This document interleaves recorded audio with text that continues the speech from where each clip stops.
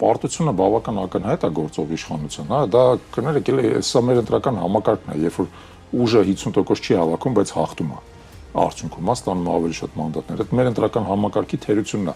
Եթե 4% չլիներ ընտրական շեմը, քաղաքացիական պայմանագիրը բացահայտ պարտված կլիներ, եթե 1% լիներ ընտրական շեմը, բացահայտ պարտված կլիներ։ Ձայների 13% ընտրողների փոշիացվել է, եւ երբ որ դուք վերլուծում եք այդ ձայները ինչպիսին է, ճնշող մեծամասնությունը ընդդիմադիր ձայներ են, օրինակ Թաթույանին տված ձայները ընդդիմադիր ձայներ են, Հայկ Մարությանին տրված ձայները ընդդիմադիր ձայներ են, հա, Դոկին տրված ձայները ընդդիմադիր ձայներ են, տարբեր բնույթի ընդդիմադիր են, բայց ընդդիմադիր ձայներ են, դրանք իշխանամետ ձայներ չեն։ Եվ փաստորեն այդ ձայների հիմա 2/3-ը կամ 60%-ը ավելի ճշգրիտ լինի, 60%-ը գնում է քաղաքացիական պայմանագրին, դրա պատճառով ինքը